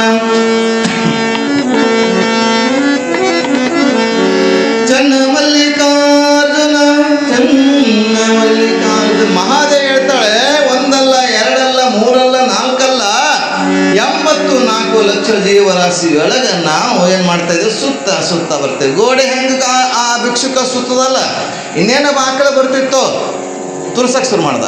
ಹಾಗೆ ಗುರುಗಳು ಈ ಜಗತ್ತಿಗೆ ಮಹಾತ್ಮರು ಗುರು ರೂಪದಿಂದ ಅವತರಿಸಿರ್ತಾರೆ, ಜ್ಞಾನಿ ರೂಪದಿಂದ ಅವತರಿಸ್ತಾರೆ, ಶಿವಯೋಗ ರೂಪದಿಂದ ಅವತರಿಸ್ತಾರೆ. ಅವ್ರು ಹೇಳ್ತಾರೆ, ನೋಡಪ್ಪ ಇದು ಜ್ಞಾನದ ಮಾರ್ಗ, ಇದು ಸತ್ಯದ ಮಾರ್ಗ, ಇದು ಶಿವನ ಮಾರ್ಗ, ಇದು ಲಿಂಗ ಆರಾಧನೆಯ ಮಾರ್ಗ ಅಂತ ಹೇಳಿ ಲಿಂಗವನ್ನು, ಮಂತ್ರ ದೀಕ್ಷೆಯನ್ನು, ಕ್ರಿಯಾ ದೀಕ್ಷೆಯನ್ನು, ವೇದ ದೀಕ್ಷೆಯನ್ನು, ಜ್ಞಾನ ದೀಕ್ಷೆಯನ್ನು, ಅನೇಕ ಥರದ ದೀಕ್ಷೆಯನ್ನು ಕೊಟ್ಟು ಹೇಳ್ತಾರೆ, ಈ ದೀಕ್ಷೆಯನ್ನು ಕೊಡುವ ಮೂಲಕ, ಕ್ರಿಯೆಯನ್ನು ಮಾಡೋದ್ರ ಮೂಲಕ, ಸಾಧನೆಯನ್ನು ಮಾಡೋದ್ರ ಮೂಲಕ ಈ ಮಂತ್ರ ಉಪದೇಶವನ್ನು, ಮಂತ್ರ ಪಠಣ ಮಾಡ್ತಾ ಹೋಗಪ್ಪ, ನೀನು ಮುಕ್ತಿಯನ್ನು ಹೊಂದತಿ ಅಂತ ಹೇಳ್ತಾರೆ ಗುರುಗಳು. ಯಾವ ರೀತಿಯಾಗಿ ಒಬ್ಬ ದಾರಿಕಾರ ಆ ಭಿಕ್ಷುಕನಿಗೆ, ಆ ಕುರುಡನಿಗೆ ಗೋಡೆಯನ್ನು ಹೇಗೆ ಕೊಟ್ಟೋ, ಹಾಗಿಲ್ಲಿ ಗುರು ಆದವನು, ಜ್ಞಾನಿ ಆದವನು ನಮಗೆ ಒಂದು ಸಾಧನೆ ಎನ್ನುವಂಥ ದಾರಿಯನ್ನು ತೋರಿಸಿರ್ತಾನೆ. ಸಾಧನೆ ಮಾಡ್ತಾ ಮಾಡ್ತಾ ಹೋದಾಗ, ಮನೆಯಾಗ ನಾವು ಸಾಧನೆ ಮಾಡ್ತಾ ಹೋದಾಗ ಹೆಂಡತಿ ಒಂದು ಕಡೆ, ಗಂಡ ಒಂದು ಕಡೆ, ಮಕ್ಕಳು ಒಂದು ಕಡೆ, ಹೊಲ ಒಂದು ಕಡೆ, ದನಕರಗಳು ಒಂದು ಕಡೆ. ಆ ದನಕರಗಳು ಅಂಬ ಅಂತವೆ, ಕೂಗ್ತವೆ, ಟೈಮ್ ಆಗ್ಯದ ಹೊಲಕ್ಕೆ ಹೋಗ್ಬೇಕು. ಇದು ಮಕ್ಕಳು ಯಪ್ಪ ಅದು ಬೇಕು ಇದು ಬೇಕಂತ ಇವು ಕಿರಿಕಿರಿ. ಆಮೇಲೆ ಹೆಂಡತಿ ಜಲ್ದಿ ಟೈಮ್ ಆಗ್ಯದ ಹೊಲಕ್ಕೆ ಹೋಗಿ ಬುತ್ತಿ ಕಟ್ಕೊಂಡು ಅಕ್ಕಿ, ಗಂಡ ಹೆಂಡ್ತಿಗೆ ಬೇಗ ಅಡುಗೆ ಮಾಡಂತ ಅವ. ಯಾವ ಸಾಧನೆ ಮಾಡಿ ಕಜ್ಜಿ ಇವೆಲ್ಲ ಏನಾದ್ರೆ ಮೈಗೆ ಹಚ್ಚಿರುವಂಥ ತುರಿಕೆ. ಸಾಧನೆ ಮಾಡೋದ್ರಲ್ಲಿ ನಮಗೆ ಸಾಧನೆ ಮಾಡೋಕ್ಕಾಗಲ್ಲ. ಆ ಮಾಡುವ ಸಂದರ್ಭದಲ್ಲಿ ಇವೆಲ್ಲ ಏನವಲ್ಲ ಸೈಡಿಗೆ ಮಕ್ಕಳು, ಹೆಂಡ್ತಿ, ಅತ್ತಿ, ಮಾವ ಇವೆಲ್ಲ ಕರಿತಾ ಇರ್ತಾರೆ. ಇವೆಲ್ಲ ಕರೆದಲ್ಲ, ಕೆರೆದಾಗಿಬಿಟ್ಟೈತೆ. ಕೆರಿತಾ ಇರಬೇಕಾದ್ರೆ ಮನಸ್ಸು ಚಂಚಲ ಆಗ್ತದೆ. ಮನಸ್ಸು ಚಂಚಲವಾದಾಗ ಅಲ್ಲಿ ಯೋಗ ಎಲ್ಲಿ ಉಂಟಾಗಬೇಕು. ಅದಕ್ಕೆ ಪತಂಜಲಿ ಋಷಿಗಳು ಯೋಗ ಚಿತ್ತವೃತ್ತಿ ನಿರೋಧ, ಯೋಗವನ್ನು ಮಾಡಲಿಕ್ಕೆ ಯಾಕೆ ಮಾಡಬೇಕು, ಸಾಧನೆ ಯಾಕೆ ಮಾಡಬೇಕು ಅಂತಂದರೆ ನಮ್ಮ ಇಂದ್ರಿಯಗಳ ಚಂಚಲತೆಯನ್ನು, ಆ ಚಿತ್ತದ ವೃತ್ತಿಯನ್ನು ನಿವಾರಿಸುಗೋಸ್ಕರ ಮಾಡಬೇಕು. ಅದನ್ನು ತೋರಿಸಲು, ದಾರಿಯನ್ನು ತೋರಿಸಲು ಅಂಥ ದಡ್ಡತನವನ್ನು, ಕುರುಡುತನವನ್ನು, ಅಜ್ಞಾನತನವನ್ನು ಬಿಡಿಸಲಿಕ್ಕೆ ಬಂದಿದ್ದಾರೆ. ಅದಕ್ಕೆ ಲೋಕದಂತೆ ಬಾರರು, ಲೋಕದಂತೆ ಇರರು, ಲೋಕದಂತೆ ಹೋಗರು. ನೋಡ, ನಾವು ಹೆಂಗೆ ಬರ್ತೇವೆ, ಹಾಗೆ ಬಂದು ಹಾಗೆ ಹೋಗ್ತೇವೆ. ಆದರೆ ಶರಣರು ಮಹಾತ್ಮರು ಹಾಗೆ ಮಾಡಿಲ್ಲ. ಅಲ್ಲಮ ಪ್ರಭು ಹಾಗೆ ಬಂದು ಹಾಗೆ ಹೋಗಲಿಲ್ಲ. ಮಾಯಾದೇವಿಯನ್ನು ಗೆದ್ದ ಬರುವಾಗ ಗೊಗ್ಗಯ್ಯನ ಉಪದೇಶ ಮಾಡಿದ. ಅಜಗಣ್ಣನ ತಂಗಿ ಆಗಿರ್ತಕ್ಕಂಥ ಮುಕ್ತಾಗಿ ಉಪದೇಶ ಮಾಡಿದ. ಸಿದ್ಧರಾಮನಿಗೆ ಭವಿ ಇರ್ತಕ್ಕಂಥ ಸಿದ್ಧರಾಮ, ಗೋಡೆ, ಕೆರೆ, ಗುಡಿ ಕಟ್ಟಿರ್ತಕ್ಕಂಥ ಸಿದ್ಧರಾಮನಿಗೆ ಕರ್ಕೊಂಡು ಬಂದ. ಇವೆಲ್ಲವನ್ನು ಉಪದೇಶ ಮಾಡ್ತಾನೆ. ನೀನು ಮಾಡ್ತಕ್ಕಂಥದ್ದು ಕೆಲಸ ಇದಲ್ಲಪ್ಪ, ಬೇರೆಯವರು ಮಾಡ್ತಾರೆ. ಸನ್ಯಾಸಿಗಳು, ಸಂತರು, ಶಿವಯೋಗಿಗಳು ಮಾಡ್ತಕ್ಕಂಥದ್ದು ಕೆಲಸ ಅಲ್ಲ. ನೀ ಸಂಸಾರಿ ಆಗಿದ್ದರೆ ಗುಡಿ ಕಟ್ಟು, ಕೆರೆ ಕಟ್ಟು, ಶಿಕ್ಷಣ ಸಂಸ್ಥೆಗೆ, ಅವೆಲ್ಲ ವ್ಯವಹಾರಕ್ಕೆ ಬೀಳುವಂಥವ್ರು ನೀವಲ್ಲಪ್ಪ. ವ್ಯವಹಾರ ಮಾಡುವಂಥವ್ರು ಲೌಕಿಕರು, ಅವ್ಯವಹಾರ ಇರ್ತಕ್ಕಂಥವ್ರು ಸನ್ಯಾಸಿಗಳು, ಶಿವಯೋಗಿಗಳು. ಶರಣರಿಗೆ ಯಾಕೆ ವ್ಯವಹಾರ ಇರಬಾರ್ದು. ಯಾವಾಗ ವ್ಯವಹಾರ, ಹೊರಗಿನ ವ್ಯವಹಾರ ಶುರು ಆಗ್ತದೋ ಅದ್ರ ಜೊತೆಗೆ ಏನಾಗ್ತದೆ, ಇಂದ್ರಿಯಗಳ ವ್ಯವಹಾರ ಶುರು ಆಗ್ತದೆ. ಹೊರಗಿನ ವ್ಯವಹಾರ ಶುರು ಆದ ಕೂಡಲೇ ಇಂದ್ರಿಯಗಳ ಮನಸ್ಸು ಕೇಳಬೇಕಲ್ಲ, ಎಷ್ಟು ಕೊಟ್ಟರೆ ಅಡ್ಮಿಷನ್ ಮಾಡಿರಿ, ಇಲ್ಲ ನಮ್ಮ ಸ್ಕೂಲಿಗೆ ಬರಬೇಡ ಅಂತ ಆಸೆ ಶುರು ಆಗ್ತದೆ. ಯಾಕಂದರೆ ಕೊಟ್ಟರೆ ಮಾಸ್ಟ್ರಿಗೆ ಪಗಾರ ಕೊಡಬೇಕು. ನೀವು ಕೊಟ್ಟರೆ ಮಾಸ್ಟ್ರಿಗೆ ಪಗಾರ ಕೊಡ್ಬೇಕಲ್ಲ, ಇಟ್ಟಿದ್ರೆ ಬರಿಲ್ಲ ಅಂದ್ರೆ ಬೇರೆ ಸ್ಕೂಲಲ್ಲಿ ಹೋಗ್ರಿ ಅಂತಾರೆ. ಸ್ಕೂಲು, ಶಿಕ್ಷಣ ಸಂಸ್ಥೆ ಇದೆಲ್ಲ ವ್ಯವಹಾರ ಸಂಸಾರಿಕರಿಗೆ ಇದು ಗೊಂದಲ. ಸನ್ಯಾಸಿಗಳಿಗೆ ಏನಪ್ಪ, ಧ್ಯಾನ ಜಪ ತಪ ಮಾಡ್ಕೊಂಡು ಆರಾಮಾಗಿ ಭಕ್ತರಿಗೆ ಉಪದೇಶ ಮಾಡಿಕೊಂಡು ಸಂದ ಮಾರ್ಗವನ್ನು ತೋರಿಸ್ತಾ ಹೋಗುವಂಥದ್ದೇ ಸನ್ಯಾಸಿ ಲಕ್ಷಣ. ಹಾಗಿಲ್ಲಿ ಸಂತ ಅಲ್ಲಮ ಪ್ರಭುದೇವರು ಎಲ್ಲರಿಗೂ ಸನ್ಮಾರ್ಗವನ್ನು ತೋರಿಸ್ತಾ ಇದ್ದಾರೆ. ಲಿಂಗದ ಬಗ್ಗೆ ಆಸೆ ಇರ್ತಕ್ಕಂಥ ನೂಲಿಯ ಚಂದವರಿಗೆ ಲಿಂಗದ ಬಗ್ಗೆ ಹೇಳ್ದ, ಸಿದ್ಧರಾಮನಿಗೆ ಲಿಂಗದ ಬಗ್ಗೆ ಹೇಳ್ದ. ಪ್ರಸಾದದ ಬಗ್ಗೆ ಮರಳು ಶಂಕರ ದೇವ ಪ್ರಸಾದ ಮಧ್ಯೆ ತಿಳ್ಕೊಂಡಿರ್ತಕ್ಕಂಥ ಪ್ರಸಾದ ಅರಿತು ಮರಳು ಶಂಕರ ದೇವಂತ ಪ್ರಸಾದ ಸ್ಥಳದಲ್ಲೇ ಸೇರಿದ್ದಾನೆ. ಸಿದ್ಧರಾಮ ಶಿವಯೋಗ ಸ್ಥಳವನ್ನದಲ್ಲಿದ್ದಾನೆ. ಚನ್ನಬಸವಣ್ಣ ಜ್ಞಾನ ಸ್ಥಳದಲ್ಲಿದ್ದಾನೆ. ಅಕ್ಕ ಮಹಾದೇವಿ ವೈರಾಗ್ಯ ಸ್ಥಳದಲ್ಲಿದ್ದಾಳೆ. ಹೀಗೆ ಪ್ರತಿಯೊಬ್ಬರ ಭಕ್ತ ಮಹೇಶ ಪ್ರಸಾದಿ ಪ್ರಾಣಲಿಂಗ ಶರಣ ಐಕ್ಯ ಸ್ಥಳಗಳನ್ನೆಲ್ಲ ವಿಂಗಡಣೆ ಮಾಡಿ ವಿಭಾಗ ಮಾಡಿ 108 ಸ್ಥಳಗಳನ್ನು ಮಾಡಿದ್ದಾರೆ ಶರಣರು. ಶರಣ ಸ್ಥಳ ಅಂದರೆ ವಚನ ಸಾಹಿತ್ಯದಲ್ಲಿ 108 ಸ್ಥಳಗಳು ನೋಡ್ತೇವೆ. ಸಿದ್ಧಾಂತ ಶಿಖಾಮಣಿಯಲ್ಲಿ ಕೂಡ 108 ಸ್ಥಳಗಳನ್ನು ನೋಡ್ತೇವೆ. ವ್ಯತ್ಯಾಸ ಇಲ್ಲ. ಅಲ್ಲಿ ಸಂಸ್ಕೃತ ಇದೆ, ಇಲ್ಲಿ ಕನ್ನಡದಲ್ಲಿದೆ. ಹಾಗೆ ಒಬ್ಬ ಗುರು ಆದವನು, ಒಬ್ಬ ಸಂತ ಆದವನು ಅಲ್ಲಮ್ಮ ಪ್ರಭುವಿನಂತೆ ಕೆಲಸ ಮಾಡಿದ್ದಾರೆ. ಬಸವಣ್ಣ ಇಬ್ಬರು ಹೆಂಡತಿಯರಿದ್ರು ಕೂಡ ಸಂಸಾರ ಇದ್ದು ಅದಕ್ಕೆ ಉಂಡು ಉಪವಾಸಿ ಬಳಸಿ ಬ್ರಹ್ಮಚಾರಿ ಅಂದರು ಚನ್ನಬಸವಣ್ಣವರು. ಹೆಂಗಿರ್ಬೇಕಂದ್ರೆ ಸಂಸಾರದಲ್ಲಿ ಇದ್ದು ಇಲ್ಲದಂಗಿರಬೇಕು, ಊಟ ಮಾಡಿಯೂ ಉಪವಾಸ ಇರಬೇಕು. ಆಡಿದಾರಲ್ಲ ನಮ್ಮ ಶರೀಫರು, ಶರೀರ ಕುಡಿಯೋದು ನಿಶೆ ಆಗಿರಬೇಕಂತ, ಗಾಂಜಾ ಸೇಲರ್ ನಿಶೆ ಆಗಿರಬೇಕಂತ, ನೀರು ಸ್ನಾನ ಮಾಡಲಾರ್ದೆ ಜಳಕ ಆಗಿರಬೇಕಂತ, ಅಂಥ ಪದಗಳನ್ನು ರಚನೆ ಮಾಡಿದ್ರು. ಅಂದ್ರೆ ಏನೂ ಮಾಡಿ ಏನೂ ಇಲ್ಲದಂಗಿರುವುದೇ ಅದೇ ಸನ್ಯಾಸತ್ವ, ಅದೇ ನಿಜತ್ವ. ಹಾಗೆಲ್ಲಿ ಅಂಥ ಶರಣ ಜ್ಞಾನವನ್ನು ಬೋಧನೆ ಮಾಡೋಗೋಸ್ಕರ, ಅಜ್ಞಾನವನ್ನು ಕಳೆದಗೋಸ್ಕರ, ನಿಮಗೆಲ್ಲ ಗೊತ್ತಿದೆ. ನಾವು ಪ್ರವಚನ ಮುಗಿದ ಮೇಲೆ ನಾಳೆಗೆ ಎಲ್ಲ ತಯಾರಾಗಿರಲ್ಲ. ಮುಂಜಾನೆ 7 ಗಂಟೆಗೆ ಹೋಗ್ತೇವೆ. 7 ಗಂಟೆ ಆಯ್ತು ತಿಳ್ಕೊಳ್ಳಿ. 8ರ ಮೇಲೆ ದಾಟಿಸ್ಬೇಡ್ರಿ. ಒಂದು 3 ಗಾಡಿ ಆಗಿದ್ದಾವೆ ಈಗಾಗಲೇ. ಈಗ ಕ್ರೂಸರ್ ಇತ್ತು, ಮೊದಲಿನ ಕಾಲಕ್ಕೆ ಬಸ್ ಮಾಡುವಂಥದ್ದು ಇತ್ತು. ಎಲ್ಲರ ಕೂಡಿ ಏನಾಗಿತ್ತು, ಬಸ್ ಮಾಡಿದ್ರು ಹಿರಿಯರೆಲ್ಲ.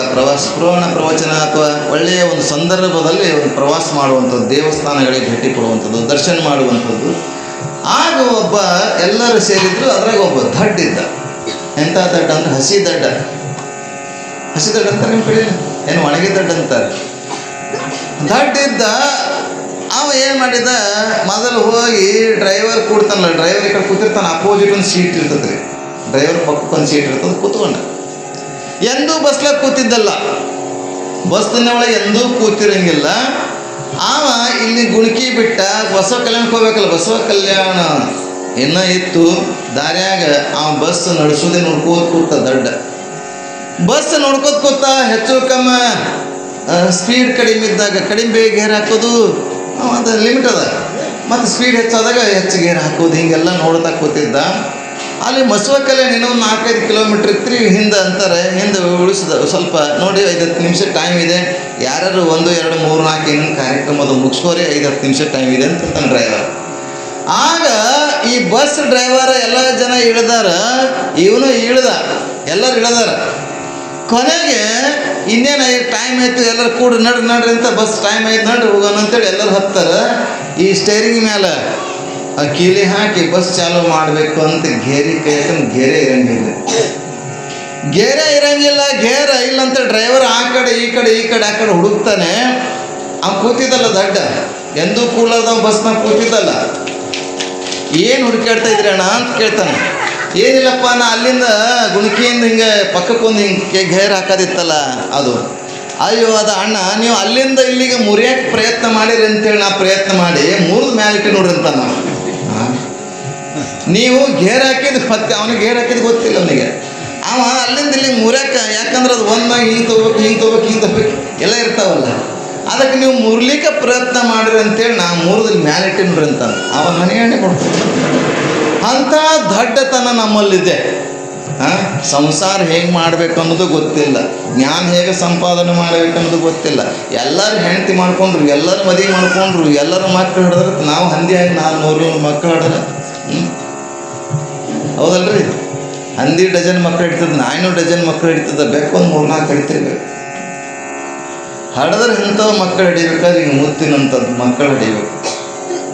ಹಾಗೆ ಹಡಿದ್ರೆ ಮಕ್ಕಳು ಹೆಂಗಿರ್ಬೇಕಂದ್ರೆ ತಂದೆ ತಾಯಿಗಳನ್ನ ಹೆಸರು ಗಳಿಸುವಂಥ ಮಕ್ಕಳು ಇರಬೇಕು. ಅಂಥ ಮಕ್ಕಳನ್ನು ಪಡಲಿಕ್ಕೆ, ಅಂಥ ಅಜ್ಞಾನತನವನ್ನು ದಡ್ಡತನವನ್ನು ತಗಲಿಕ್ಕೆ ಕಳಲಿಕ್ಕೆ ಮಾತ್ರ ಇಂಥ ಶರಣರು ಸಂತರು ಬರ್ತಾರೆ. ಹಾಗೆ ಅಲ್ಲಮ ಪ್ರಭುದೇವರು ಬಂದಿದ್ದಾರೆ. ಅಲ್ಲಮ ಪ್ರಭು ಅನೇಕ ಜನರನ್ನು ನಿನ್ನೆ ದಿವಸ ನೋಡಿದೇವೆ, ಮೊನ್ನೆ ದಿವಸ ನೋಡ್ತೇವೆ. ಅಕ್ಕ ಮಹಾದೇವಿಗೆ ಒಂದು ಪರೀಕ್ಷೆಯನ್ನು ಮಾಡ್ತಾರೆ.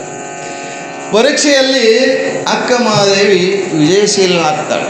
ಯಾಕೆ ಅಂದರೆ ದೇಹದ ಮೇಲೆ ನಿನಗೆ ಭಾನ ಇಲ್ಲತ್ತಂದರೆ, ಭ್ರಾಂತಿ ಇಲ್ಲತ್ತಂದರೆ ದೇಹವನ್ನು ಯಾಕೆ ಮುಚ್ಚಬೇಕು?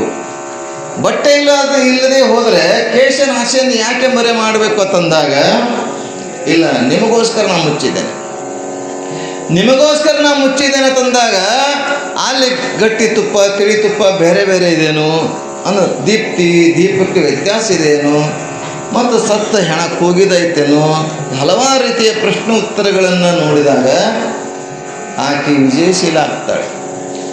ಆಕೆ ಸಾತ್ವಿಕ ರೂಪದಲ್ಲಿರ್ತಕ್ಕಂಥ ಪಾರ್ವತಿಯ ರೂಪ, ತಾಮಸಿಕ ಗುಣವಾಗಿರ್ತಕ್ಕಂಥ ಮಾಯಾದೇವಿ ರೂಪವನ್ನು ಕಳೆದುಕೊಂಡು ಸಾತ್ವಿಕ ರೂಪದಿಂದ ಮಹಾದೇವಿಯಾಗಿ ಬಂದಿದ್ದಾಳೆ.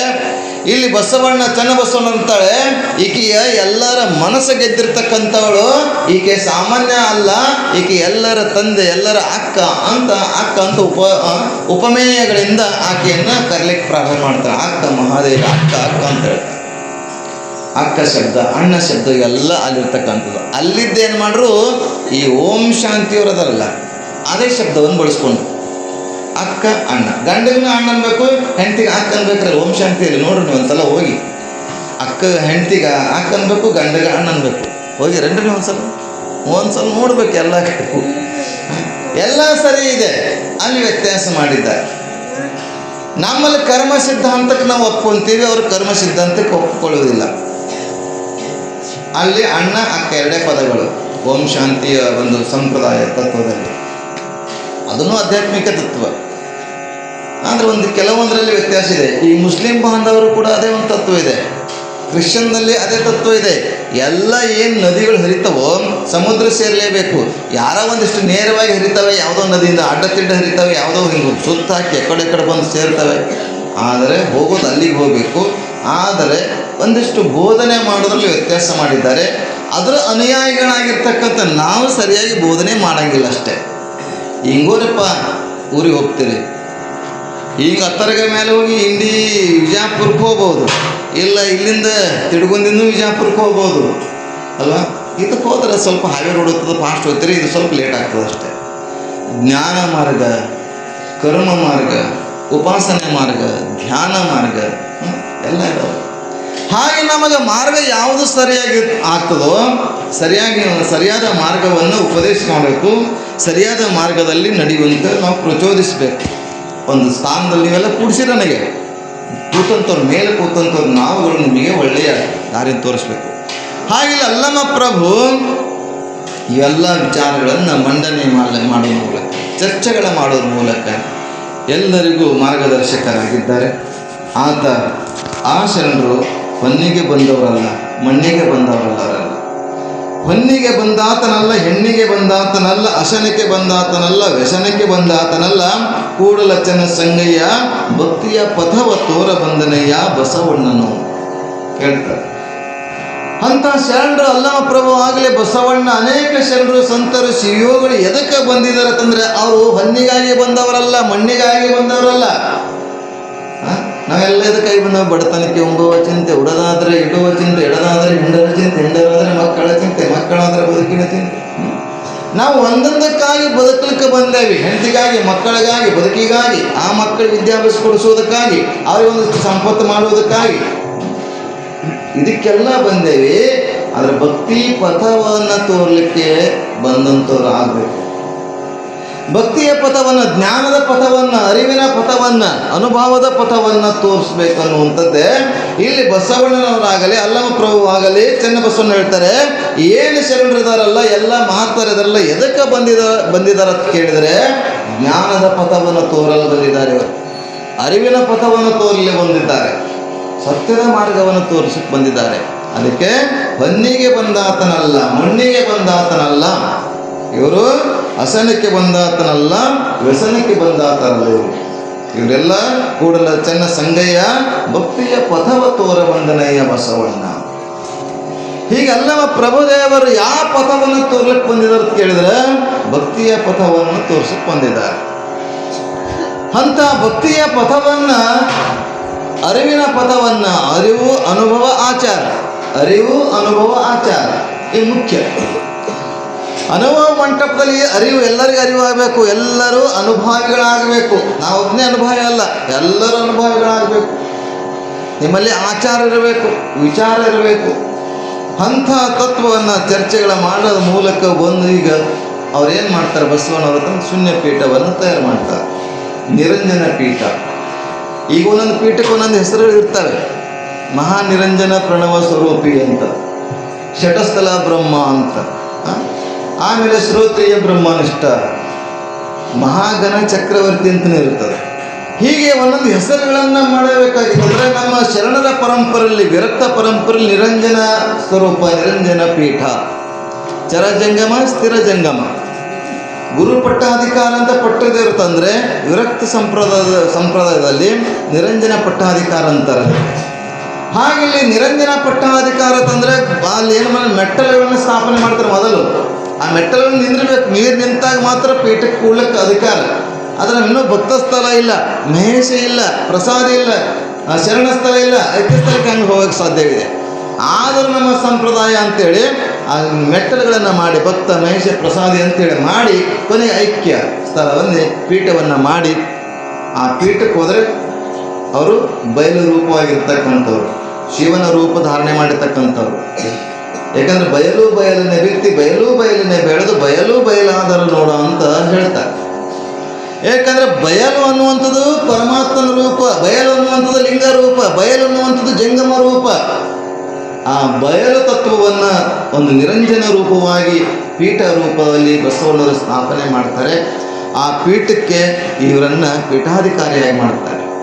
ಪೀಠಾಧಿಕಾರಿಯಾಗಿ ಹಲವಾರು ಕೆಲಸಗಳನ್ನು, ಉಪದೇಶವನ್ನು ಆ ಜ್ಞಾನದ ಪೀಠ ಮೇಲೆ, ಶೂನ್ಯ ಪೀಠದ ಮೇಲೆ ಕುತ್ಕೊಂಡು, ಶೂನ್ಯ ಅಂದರೆ ಏನಿಲ್ಲ ಅಂತಲ್ಲ, ಶೂನ್ಯ ಅಂದರೆ ಅಸತ್ಯನ ಅಲ್ಲ, ಶೂನ್ಯ ಅಂದರೆ ಸತ್ಯ, ಸತ್ಯ ಅಂದರೆ ಅಸತ್ಯ, ಶೂನ್ಯ ಅಂದರೆ ಇಲ್ಲ, ಏನಿಲ್ಲ ಅಂತ, ಏನಿಲ್ಲ ಅಂದರೆ ಐತಿ ಅಂತ ಗೊತ್ತಾಗ್ತದಲ್ಲ. ಐತಿ ಅಂದರೆ ಇಲ್ಲ, ಇಲ್ಲ ಅಂದರೆ ಐತಿ.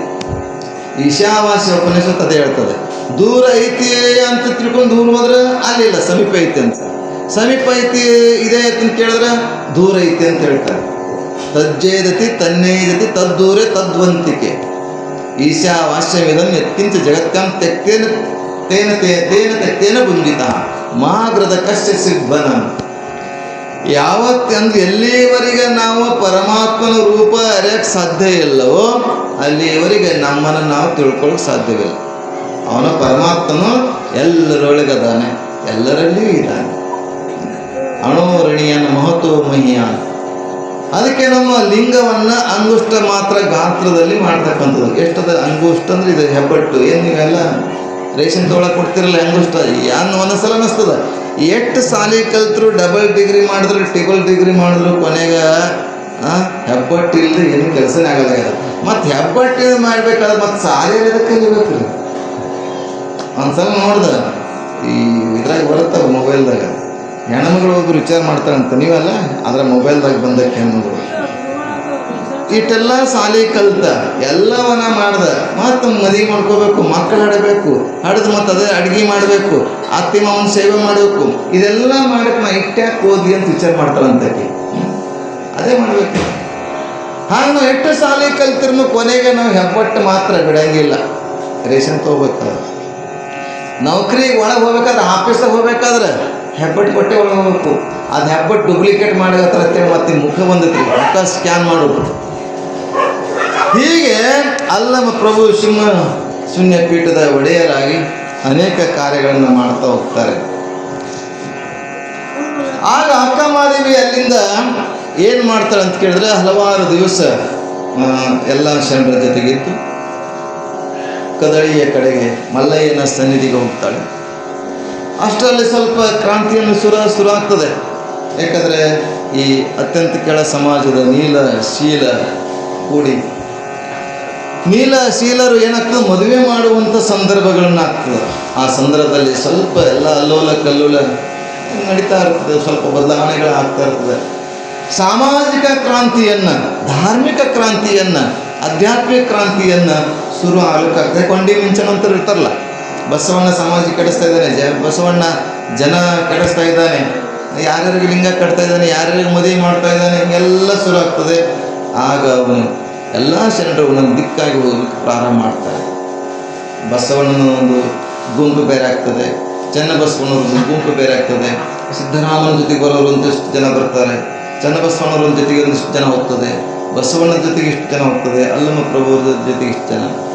ಹೀಗೆ ಎಲ್ಲ ಶರಣರು ಕೂಡ ಸ್ವಲ್ಪ ಕಲ್ಯಾಣದ ಕ್ರಾಂತಿಯ ಹತ್ತಿರ ಆಗ್ತಾ ಇರ್ತದೆ. ಆದರೂ ಬಸವಣ್ಣನಕ್ಕಿಂತ ಪೂರ್ವದಲ್ಲಿ ಅಲ್ಲಂ ಪ್ರಭು ಜ್ಞಾನಿಗಳು, ಶಿವಯೋಗಿಗಳು ಅವ್ರು ಏನು ಮಾಡ್ತಾರೆ ಅಂತಂದ್ರೆ ಅದು ಆಗೋಕ್ಕಿಂತ ಮುಂಚೆನೇ ಜಾಗ ಖಾಲಿ ಮಾಡ್ತಾರೆ.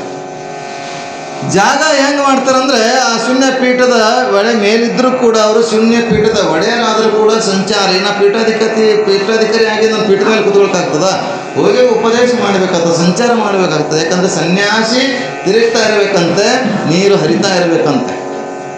ಸನ್ಯಾಸಿ ತಿರುಗಬೇಕು, ಸಂತರು ತಿರುಗ್ತಾ ಇರಬೇಕು, ಒಂದೇ ಕಡೆ ಇರಬಾರ್ದಂಥವ್ರು. ಹಾಗೆ ಆ ಸಂತ ಅಲ್ಲಮ ಪ್ರಭು ಸಂಚಾರ ಮಾಡಕ್ಕೆ ಶುರು ಮಾಡ್ದ. ಸಂಚಾರ ಮಾಡುತ್ತಾ ಬರಬೇಕಾದ್ರೆ ಅಡವಿ ಜನರಿಗೆ ಉದ್ಧಾರ ಮಾಡ್ತಾ ಇರ್ತಾನೆ. ನೀವೆಲ್ಲ ಪ್ರಾಣಿ ಹತ್ಯೆ ಮಾಡಿಬೇಡಿ, ದೇವೇ ಧರ್ಮದ ಮೂಲವಯ್ಯ, ದೇವೇ ಧರ್ಮದ ಮೂಲ, ದೇವರಬೇಕು ಸಕಲ ಪ್ರಾಣಿಗಳೆಲ್ಲರಲ್ಲಿ, ದೇವರಿರಬೇಕು ಅಂತ ಪ್ರಾಣಿ ಹತ್ಯೆಯನ್ನು ಬಿಡಿಸಕ್ಕೆ ಪ್ರಯತ್ನ ಮಾಡಿದ್ರು, ಅಡವಿ ಜನರಿಗೆ ಉಪದೇಶ ಮಾಡಿದರು. ಹಾಗಿರ್ಬೇಕಾದ್ರೆ ಒಬ್ಬ ಗೋರಖನಾಥ ಬರ್ತಾನಲ್ಲಿ.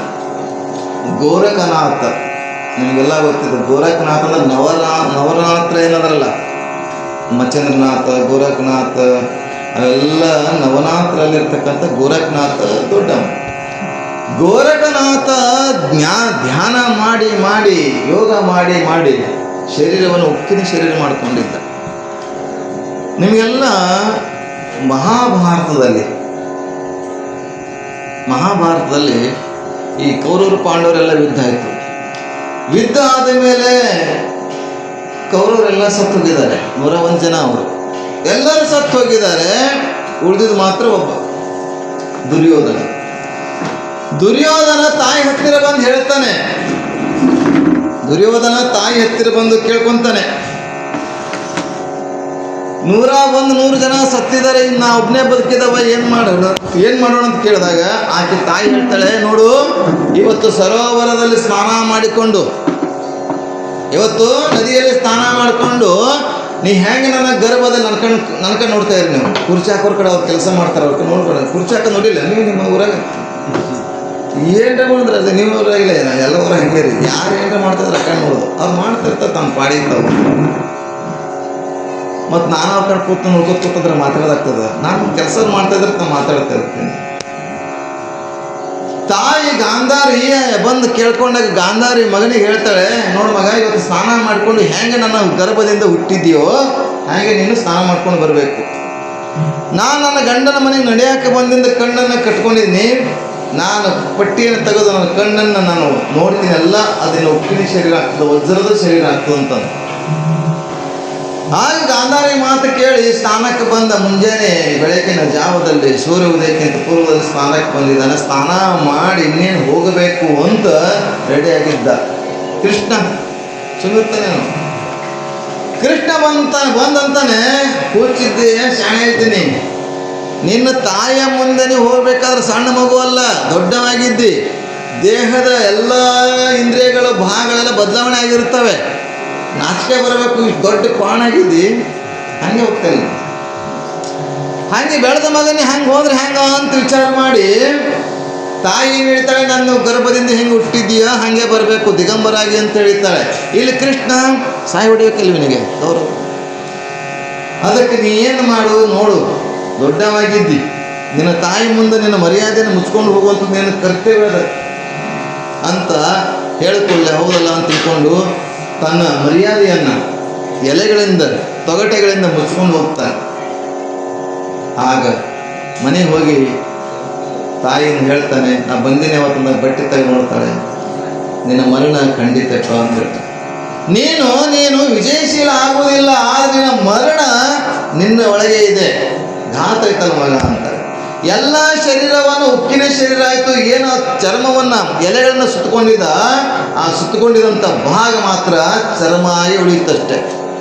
ಯಾವಾಗ ಭೀಮ ಮತ್ತು ದುರ್ಯೋಧನ ಯುದ್ಧ ಆಗ್ತಾ ಇತ್ತು, ಆಗ ತೊಡೆ ತಡ್ತಾ ಇರ್ತಾನೆ ಕೃಷ್ಣ, ತೊಡೆ ತಟ್ಟದನ್ನು ನೋಡಿ ಕೃಷ್ಣ ಅದು ಭೀಮ ಗೊತ್ತಾಗ್ತದ, ಅಂದ್ರೆ ಅಲ್ಲೇ ಹೊಡಿ ಅಂತ. ಯಾವಾಗ ತೊಡೆ ಹೊಡಿತಾನೋ ಆಗ ಪ್ರಾಣ ಬಿಡ್ತಾನೆ.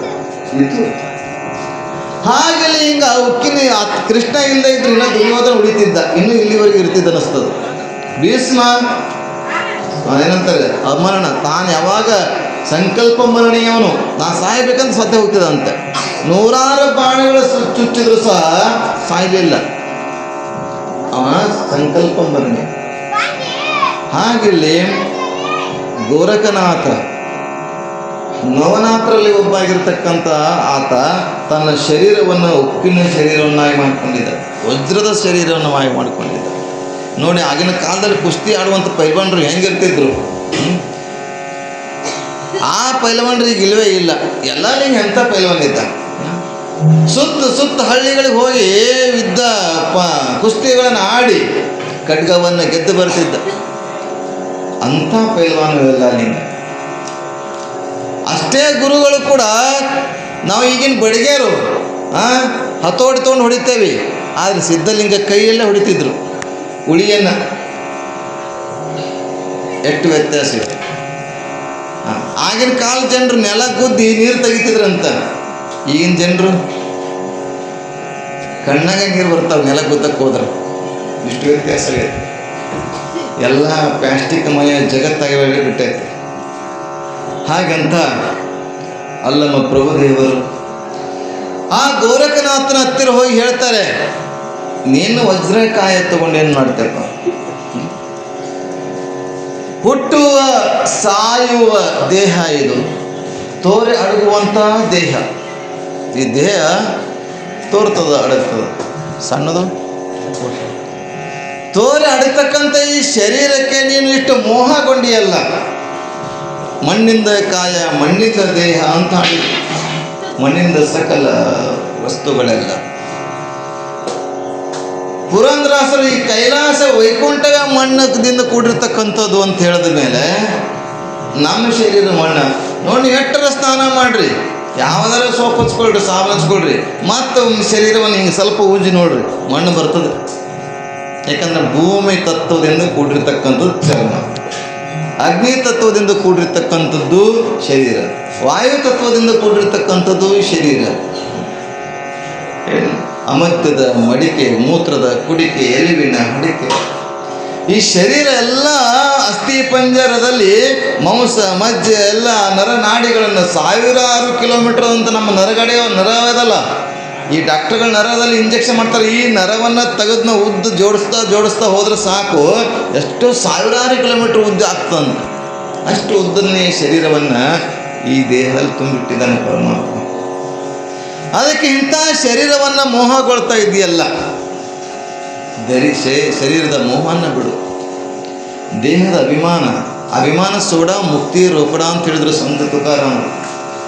ಅಭಿಮಾನ ಎಲ್ಲಿವರೆಗಿರ್ತದೋ ಅಲ್ಲಿವರೆಗೆ ನಾವು ಮುಕ್ತಿಯನ್ನು ಸಾಧಿಸ್ಲಿಕ್ಕೆ ಸಾಧ್ಯವಿಲ್ಲ ಅಂತ. ಆ ಶರೀರದ ಬಗ್ಗೆ ಸಾಧನೆ ಇಂಥದನ್ನೇ ಶರೀರ ಸಾಧನೆ ಮಾಡ್ತೇಪ್ಪ. ನನ್ನ ಶರೀರ ನೋಡು, ವ್ಯೋಮಕಾಯ ಇದೆ, ವಾಯುಕಾಯ ಇದೆ, ಆಕಾಶದಲ್ಲಿ ತೇಲಾಡ್ತಾ ಇದ್ದೀನಿ ನೋಡು ನನ್ನ ಶರೀರ. ಅವನ ಶರೀರದ ಅಭಿಮಾನದಿಂದ ನನ್ನ ಶರೀರಕ್ಕೆ ಹೊಡೆದಾಗ ಹತಾರವನ್ನು ಖಡ್ಗವನ್ನು ಬೀಸಿದಾಗ ಶಬ್ದ ಬರ್ತಿತ್ತು, ಠಣ್ ಠಣ್ ಅಂತ ಆವಾಜ್ ಬರ್ತಿತ್ತು. ಅದೇ ಅಲ್ಲಮ ಪ್ರಭು ನನಗೆ ಹೊಡೆಯ ತಂದಾಗ ಗಾಳಿಯಲ್ಲಿ ತೂರಿದ ಹಾಗೆ, ಶರೀರಕ್ಕೆ ಗಾಳಿಯಲ್ಲಿ ತೂರಿದ ಹಾಗೆ ಅವನ ಶರೀರದಿಂದ ಹಂಗೆ ಹಾಯ್ದು ಬರ್ತಿತ್ತಂತ. ಅಂಥ ಶರೀರ. ಅದಕ್ಕೆ ಶೂನ್ಯ ಪೀಠ ಮಾಡಿದ್ದು ಅದೇ ಉದ್ದೇಶ. ಶೂನ್ಯ ಪೀಠಕ್ಕೆ ಅಧಿಕಾರ ಆಗಬೇಕಾದ್ರೆ ಆ ರೀತಿಯ ಕಾಯ ಬೇಕಲ್ಲ, ಅನ್ನಮಯ ಕಾಯ ಬೇಕಾಗಿಲ್ಲ, ಪ್ರಾಣಮಯ ಕಾಯ ಬೇಕಾಗಿಲ್ಲ, ಏನಂತಾರೆ ಮನೋಮಯ ಬೇಕಾಗಿಲ್ಲ, ಜ್ಞಾನಮಯ ಬೇಕಲ್ಲ, ವಿಜ್ಞಾನಮಯ ಕಾಯ ಬೇಕು. ಜ್ಞಾನಕ್ಕಿಂತಲೂ ಮೀರಿದ್ದ ವಿಜ್ಞಾನಮಯ. ಅಂಥ ಕೋಶ ಶರೀರ ಆಗಬೇಕು ನಮ್ಗೆ. ಇಂಥ ಪಂಚಕೋಶಾತೀತ ಆದಾಗ ಮಾತ್ರ ಬಯಲು ರೂಪ ಮಾಡಲಿಕ್ಕೆ ಸಾಧ್ಯ ಇದೆ. ಅಂಥ ಬಯಲು ರೂಪ ಆಗಿರ್ತಕ್ಕಂಥ ಅಲ್ಲಮ ಪ್ರಭು ಶೂನ್ಯ ಪೀಠದ ಒಡೆಯರಾಗಿ ಅನೇಕ ಜನರನ್ನೇ ಗೋರಖನಾಥನಿಗೆ ಹೇಳ್ತಾನೆ, ಈ ಶರೀರ ಬೇಡಪ್ಪ, ನನ್ನಂಥ ಶರೀರ ಮಾಡ್ಕೊಂತ ಉಪದೇಶ ಮಾಡಿ ಅವನ ಆಶೀರ್ವಾದವನ್ನು ಪಡೆದು ಹೋಗ್ತಾನೆ. ಮುಂದೆ ಹಾಗೇ ಬರ್ತಾ ಶ್ರೀಶೈಲದತ್ತ ಬರ್ತಾನೆ. ಶ್ರೀಶೈಲಕ್ಕೆ ಬಂದಾಗ ಅಲ್ಲಮ್ಮ ಪ್ರಭು ಆ ಮಲ್ಲಿನಾಥನ ಆ ಸ್ಥಳದಲ್ಲಿ ಆ ಕದಳಿ ಅಲ್ಲೇ ಆಯಿತು. ಅಲ್ಲೇ ಶ್ರೀಶೈಲದಲ್ಲಿ ಕೂಡ ಇವನು ಕೂಡ ತನ್ನ ದೇಹವನ್ನು ಯಾಕಂದರೆ ನೀರಲ್ಲಿ ಬೆರೆಸಿದಂತೆ, ಹಾಲಲ್ಲಿ ಬೆರೆಸಿದಂತೆ, ಅಗ್ನಿ ಆ ಕರ್ಪೂರ ಮುಟ್ಟಿದಂತೆ ತನ್ನ ಶರೀರವನ್ನು ಶ್ರೀಶೈಲದಲ್ಲಿ ಕ್ಷೇತ್ರದಲ್ಲಿ ಲಯಗೊಳಿಸ್ತಾನನ್ನುವಂಥದ್ದು ವಿಚಾರಕ್ಕೆ ಇಲ್ಲಿಯ ಆ ಚಾಮರಸರ ತಮ್ಮ ಕಾವ್ಯವನ್ನು ಪುರಾಣವನ್ನು ಮುಗಿಸುವಂಥವಾಗ್ತಾರೆ. ಜಯಮಂಗಲಂ ಜೈ ನಮ ಪಾರ್ವತೇ ಶಿವ.